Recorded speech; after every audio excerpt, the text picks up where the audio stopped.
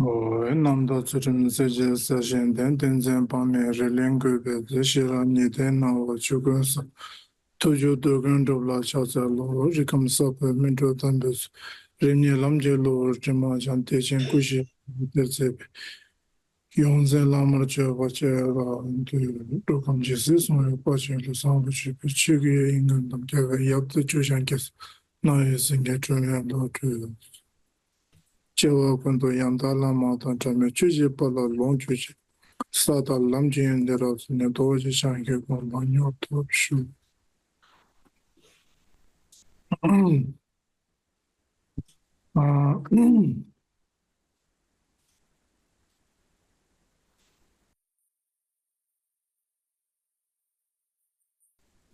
Greetings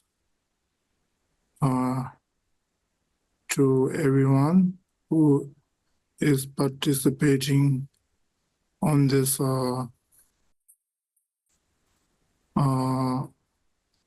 Chaoshin Hundro. And so last time I mentioned that in the coming month, I will be teaching about the Mundro, the foundation of the Mahamudra. So, the reason why I mentioned that is that most of our center in every country do practice all kind of deity and so on. But the basic, in general, we all do practice the Mundro. So here I will be explaining Mundro.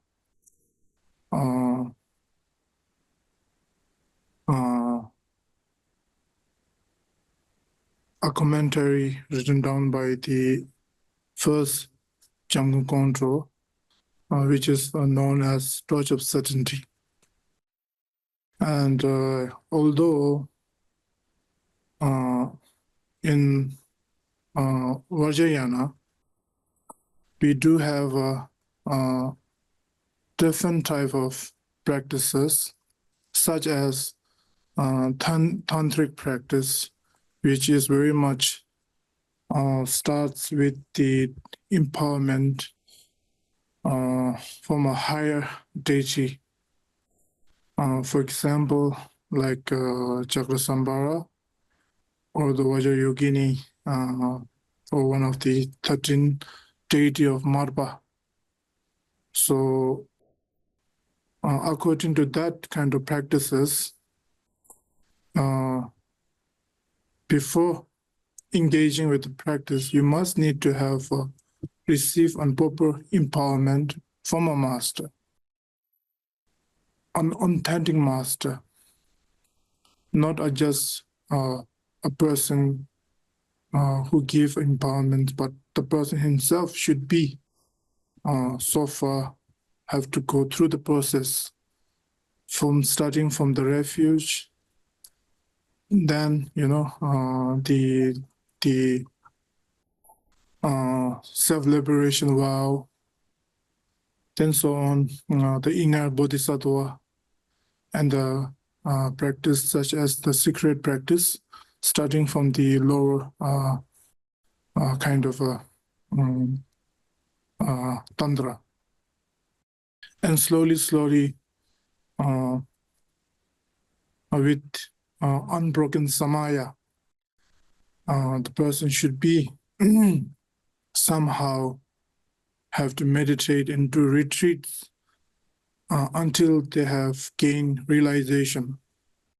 And then, so when he is ready to give empowerment or a guide to a person to be liberated, then that person is ready to become a Vajrayana master. So from there, so this kind of master is very rare to find. And also, when you take an empowerment or any kind of initiation, then you must have to follow the proper instruction of the daily practice.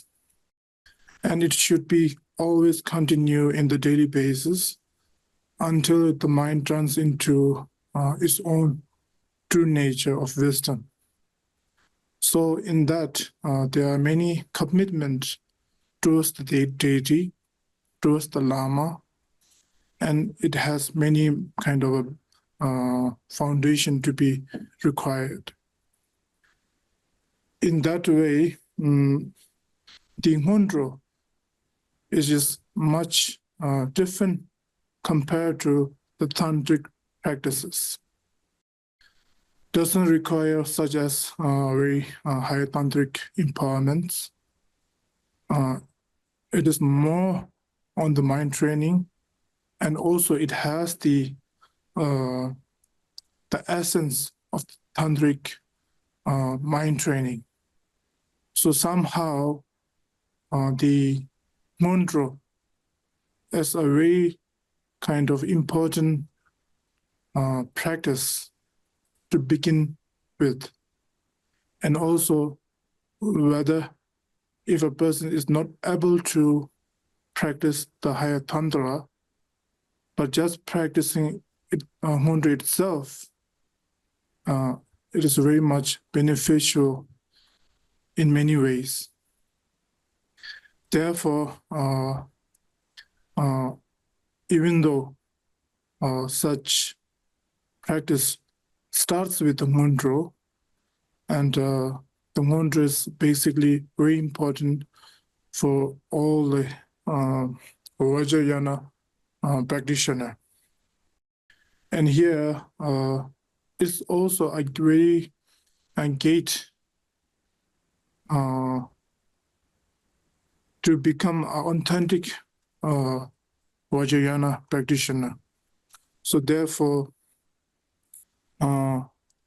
so somehow some of you have participated here right now are new, might be new, and there might be some all who have gone through many practices.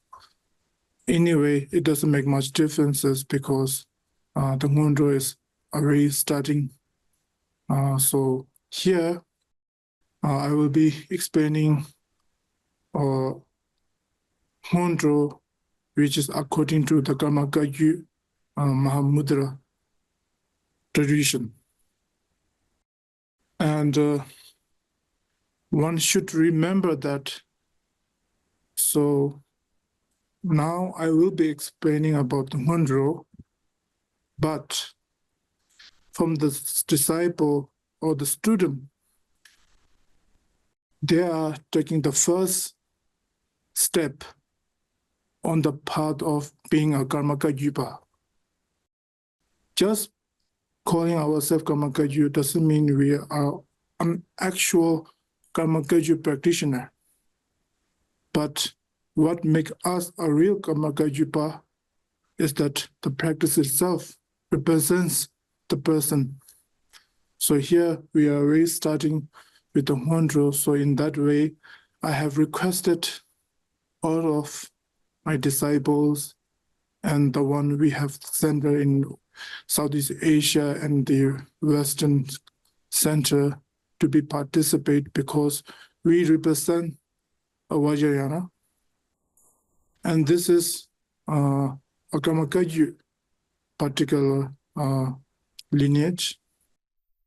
And from here, it is very, I think that all student and the follower should be not only through the name, but in the act should be a Karmakagyu. So in this way, so today I will be starting Ngondro, and so hope all the disciples, follower, listen carefully what I have taught, what I will be explaining on the the commentaries. And although these teachings actually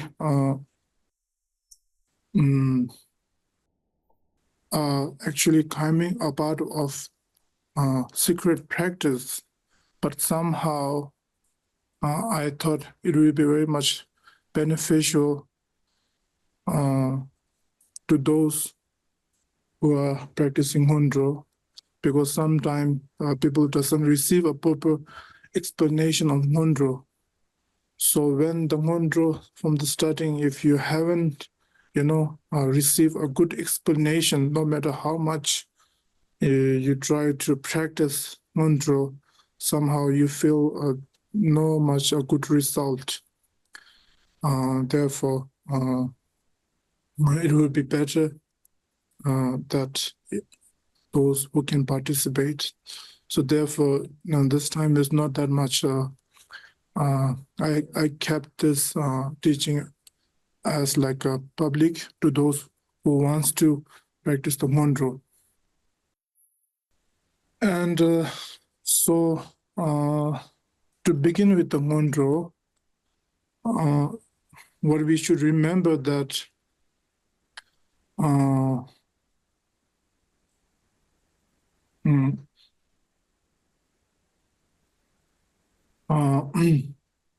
although Hondro do appear not only in Karma-Kagyu lineage, but in general in Tibetan Buddhism, their Hondro somehow the basic practice are similar. Only the differences is the lineage master and the blessing how they might have taught the student. But in general, the Hondro are quite similar. But those who are not Karma-Kagyu, also if they are like coming from a different schools of Vajrayana, that they might can get some good information or how to practice on the Hondro. The basic practice are same. Only the differences is that the lineage master and the visualization and so on. So anyhow, although in our Karma-Kagyu history, we may have many texts regarding on Hondro, such as the mind training and also like the uncommon practice and also the Mahamudra, especially Shamatha and Vipassana. We have countless of many instructions, but most of the earliest, was written down by the Naropa, Tilopa. There are also from the Marpa and also the Mitripa, one of the master of the Marpa, and such as like Milarepa and Gambopa, of course, and from the lineage master from the Karma-Kagyu itself, starting from the Karmapa first till the 16, and also there are many different master of Karma-Kagyu such as Shama incarnation, and there are also Siddhu, and also a very high qualified master of Kagyupa. They have composed many, individual, such as like mind training. And here, in the later, although in the earliest, most of they have written down, it's not like now what we have in like a full set. It is very much like a, piece in a piece kind of a work. And now during the later time, we in the Karma-Kagyu, we have like since starting from the 9th Karmapa till now we have a very good kind of a good how to say this 상황 차상호 좀 봐. It is all together. It is all combined. Yeah, like this. And so the torch of certainty is based on basically mainly based on the nine Karmapas commentary known as the wisdom of ocean. Is it? Right? You didn't get so. The ocean of the definitive meaning. Yes. So in here, the torch of certainty, the commentary is mainly based on the that commentary, and of course, the first Jamgon controller Rithaye had more than 100 masters, as well as he have composed many kind of a commentary, not only Gamakaju, such as Nyedun Dreme, Torch of Certainty, but also he have composed many preliminary practice of different lineages.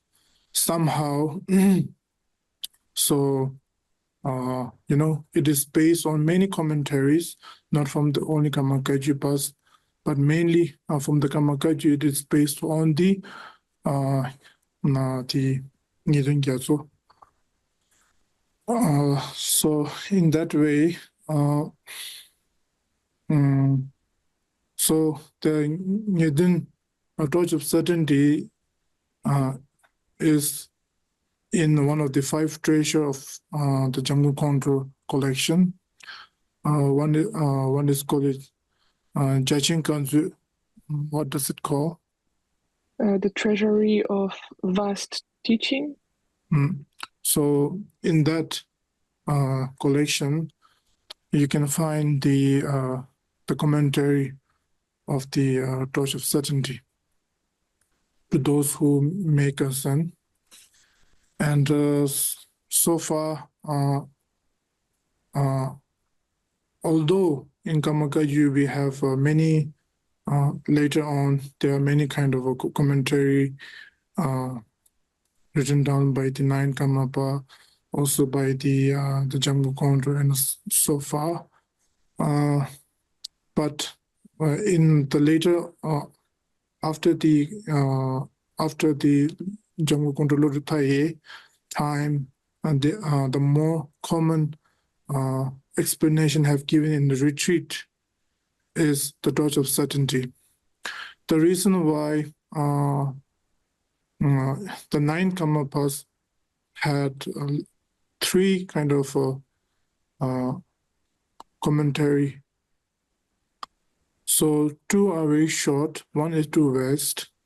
So Torch of Certainty is very suitable, not being too large, too extensive, and not being too short, too less information.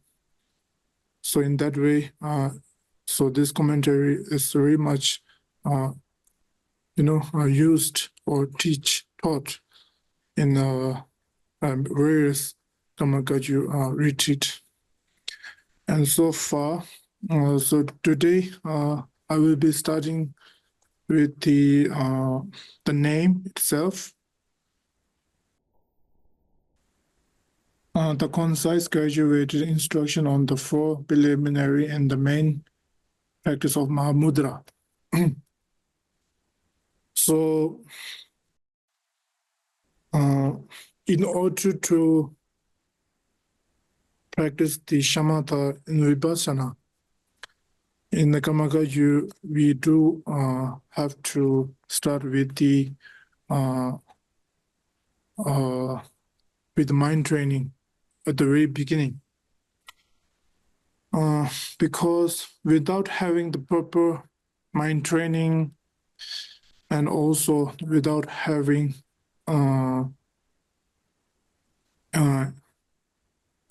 lack of merits or the blessings from the lineages. It is very hard to see the result by practicing shamatha and vipassana. In that way, it is very much necessary to start with the very basic coming from the mind training. So in here, although in touch of certainty, mainly based on the mind training and the four uncommon practice itself, but it also teaches about how to practice shamatha and vipassana as well. So right now, so in here is basically mentioned this. It shows that this commentary or the practice itself shows the four mind training and the shamatha and vipassana.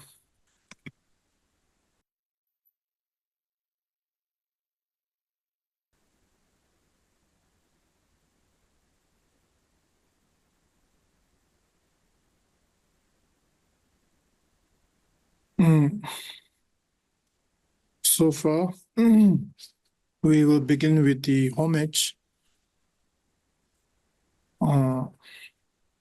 So far, I think our member have represent two commentary. One is the old version and one is new version. So basically, in the old version, I guess there is no, haven't translated shamatha and vipassana, is it? Yes, Rinpoche, it was not, the last chapter was not translated into English. So in the new, it has, right? Yes. So in that way, I recommend the new version one. Although the new version is very much easier to understand, but the older version, somehow it seemed like it can apply in many different ways. The new version somehow seems like pointing to individual rather than pointing towards very much in general.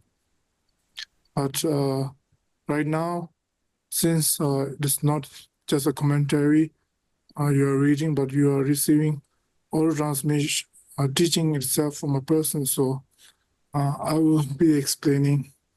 So somehow you will get the point. So you will get the full understanding.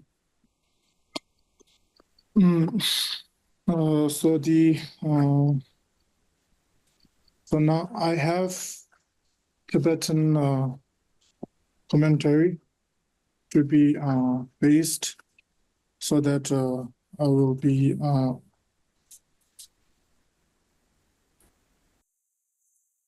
continue together, but it's going to, in the same way or not. So the first is the homage.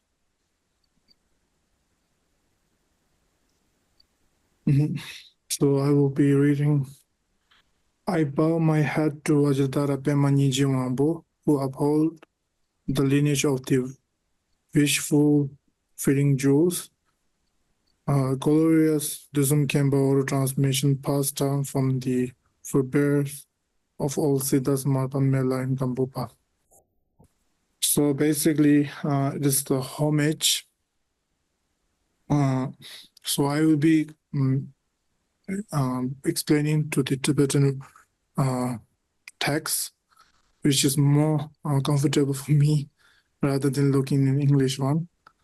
So in Tibetan one, you might can find in the older version. So in here, so firstly, in the first Tibetan kind of first two sentences shows what is Kamakaju. So the Kamakaju is a lineage of a Siddha or lineage of a practitioner or meditator. And although in Buddhist kind of a Nangbeki Tempa, Nangbeki Tempa, The Buddhist teaching, teaching Mare ko Tempa Chiang. the Tempa, the teacher, or the Tempa? Tempa is not the teaching. Not the teaching itself, like the represent. Transmission. Anyway, so like the Buddhists, express in a two way. One is meditation. One is, the act of knowledge by, explanation, teaching, and listening, contemplating. The second is the meditation. Yeah. So in Buddhist, we have like a two form of practicing. So the first is Shepa, Knowledge. Knowledge, gaining knowledge through teaching, studying. The second is meditation. So here, the Kamakaju lineage is mainly meditation. And in this lineage, there are many countless of great realized meditators. So in that way, in general Kaju, particular Kamakaju, represents the lineage of meditation, the lineage of realization, because it is the lineage itself represents a meditation. So, so from here, the Kaju, the founder of Kaju, comes from the Marba, then the Milarepa, and then the Gampopa, and then his student Karmapa. So, which is common that everyone knows, but we have to also know that Marba had many disciples, and Milarepa had many disciples as well, and Gampopa himself, from him there was like 4 roots and the 8 longer lineages. So anyway, the Kaju in itself, the ocean of Kaju Siddhas, Kaju masters, comes from the root Lama, from the Marpa and Mela and Gampopa. So this is the Kaju who holds the instruction of meditation. And so here, the first sentence itself, is a homage. So the first he apply what is the Kaju. So Kaju is a lineage, comes from the Marpa, Mela, and Gampopa, and come up from the Gampopa. So for now, Kamakaju from the Dusum Kempa.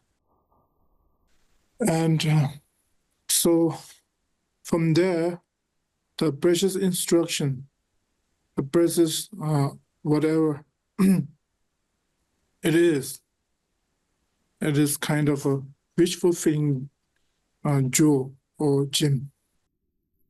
The reason why it's wish fulfilling gem is that when a person really attained the enlightenment in Kagyu, we call it Mahamudra. That person really liberates himself from the samsara and also from the dualistic mind.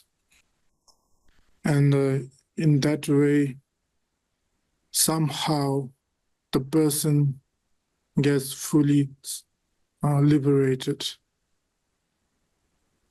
from the chained or like chained to the concept of ignorance, hatred, anger, jealousy, and so on. So basically, the lineage, when a person really practices, then they obtain the enlightenment, which is like the wish fulfilling jewels. So for the first Jamgon Kongtrul Lodro Taye, for him, although he had many great masters, countless of different masters from different lineages, but his main root kind of master is the Sidu Pema Nyingji Wangpo. So, so somehow here, Jamgon Kongtrul the first have made a homage towards the Sidu Pema Nyingji. I think it is the 7th or 8th incarnation. The 8th, The 8th incarnation, yeah. or no, maybe the 9th actually. Maybe 9th, yeah.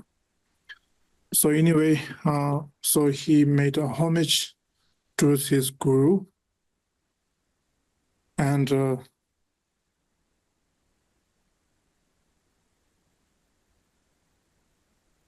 so all the lineage master came from the Marapa Mela Gambupa till his root master, the Sidu Pema Nyingji. And he, make a homage to him. And the second sentence, which is requesting for a blessing, I will read it. Perfect Supreme Buddha, accept me and all sentient beings as your followers in this and all our lifetimes, and bless us so that we realize the true nature.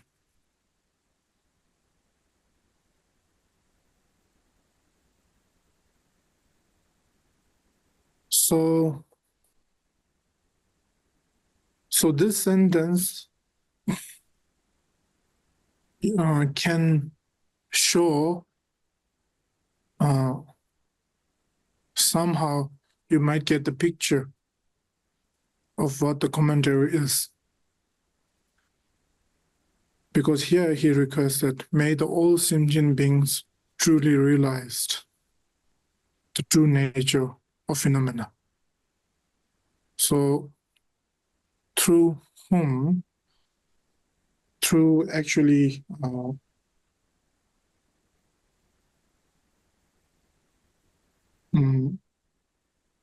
through the master, especially the master himself is the Buddha, the master himself is the Dharma, the master himself is the Sangha. And through having full devotion and to all the Buddha and Bodhisattva, especially towards the master, grant us the blessing, so which is very much related with the Guru Yoga itself. And then, requesting to realize the true nature. So this is the basically kind of the purpose why we are practicing the Ngondro. So anyway, here, so this is requesting. And then I will be starting with the commentary itself.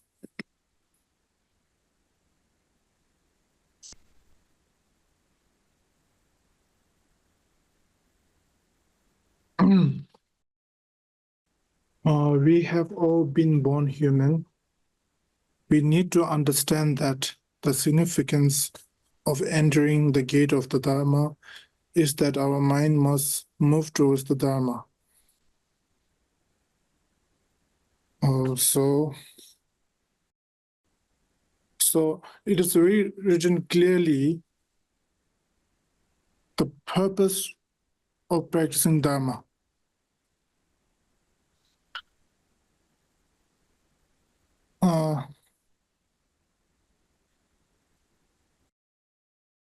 And the fact why we are taking refuge, the fact why we are approaching towards the lineage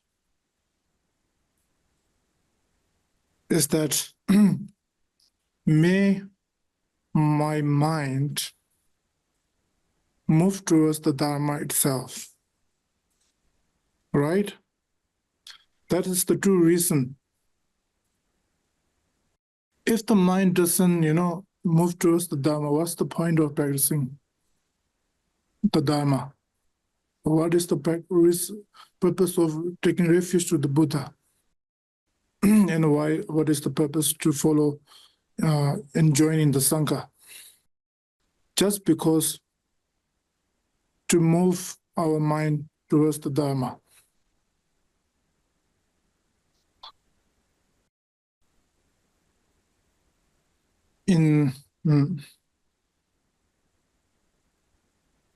So in the second it says that in order for this to occur, we must know the qualities of the three jewels and have the faith on conviction. So without having a proper basic reasoning to, approach towards the such of the tantric practices, such of like any, then somehow there will be not much result. It is very important for every practitioner to have an aim so that they know where to follow, they know what should be done, what should we do. So if a person doesn't know why they are practicing, why they are taking refuge, then, somehow the person himself, no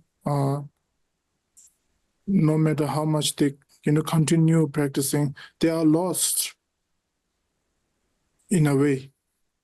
So therefore, it is very important for every practitioner to have an aim.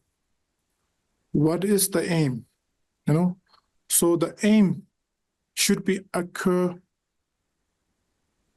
basis on the full natural understanding, not by force. So to occur a natural understanding towards the Dharma, towards the lineage, it happens from seeing the true quality, such as understanding what is the Buddha, what is enlightenment, whether enlightenment truly exists or not, whether Dharma actually helps in our daily life, yes or not. In that way, when we really kind of gain our wisdom towards, by understanding the enlightenment, the understanding the Dharma, while you're practicing, you see much more calmness in your mind. Your physical, action improves towards, in a way, a good manner, in a very good way, gaining wisdom. If not, somehow you are, improving in a positive. Then somehow you have, acknowledge what is the benefit. And when you see an enlightened being or real Dharma, then you will start to have devotion and you started to seek the practice itself. So therefore, from then, the natural devotion or the aim will be appearing within your mind. And then you will start to have more faith to the Buddha and the Dharma and the Sangha.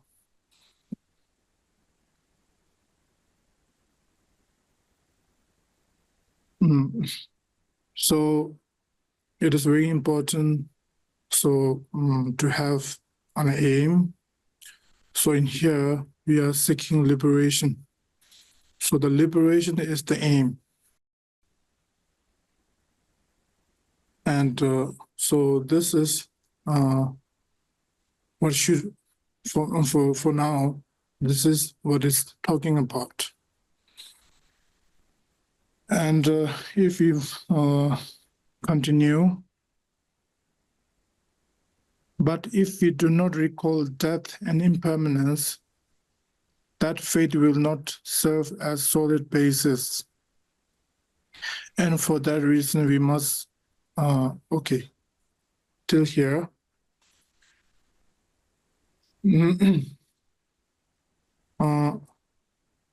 So here, what we should understand that the liberation is somehow, it is very beneficial for everyone.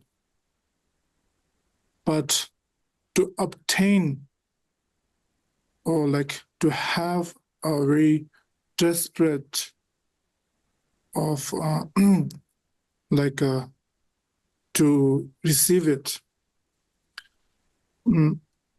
For individual person, it is very easy to have this kind of, strong, excitement. But excitement is just a temporary mind's, conception way. But the real, the fact that in our life, death, impermanence, or the change is there. And that can be changed by anyone. No one can change that. And that drives a fear within our mind. And that, help us to truly believe in the Dharma. So in this way, also this shows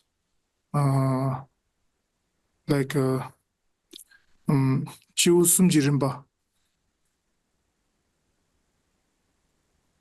What? Chiu Sumjirimba? Chiu Rapting Tagilo Rinpoche. Oh, there are several levels, lower, medium, and higher.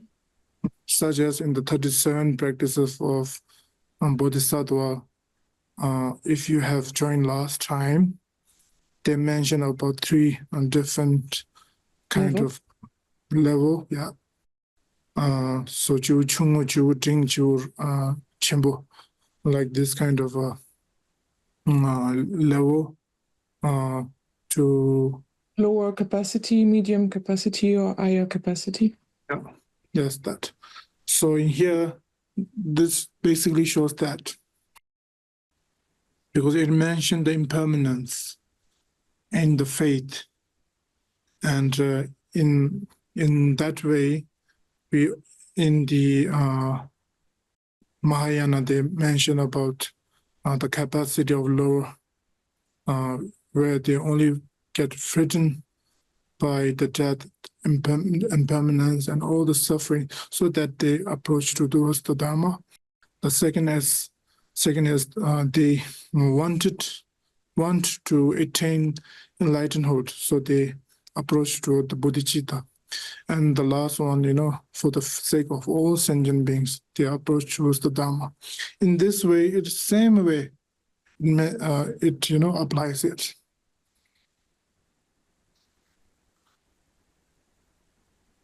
So in that way, it is very important that first understand the fact of suffering and knowing the qualities of the three jewels, or knowing the quality of enlightenment, and then having the great compassionate. And through this are the basic, and through this now you are built yourself a very good basic to practice the mantra.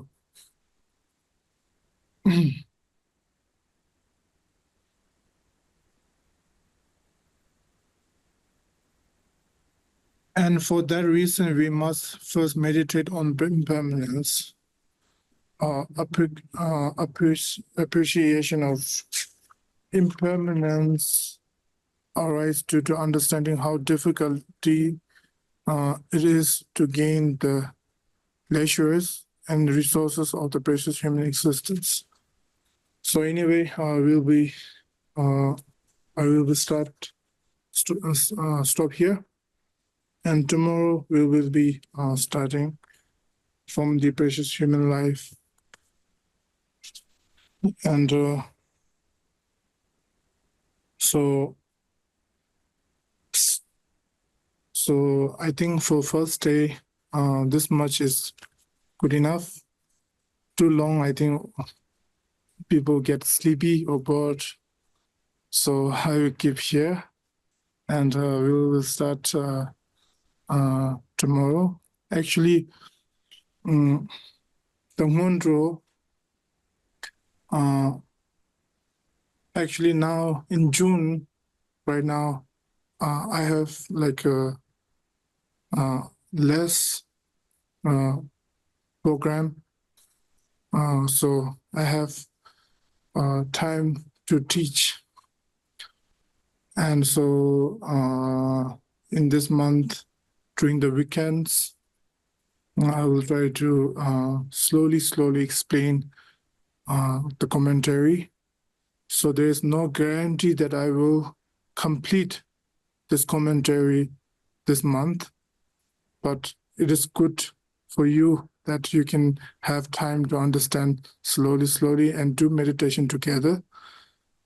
And as I mentioned, I have requested all my disciple and student to practice Swandro.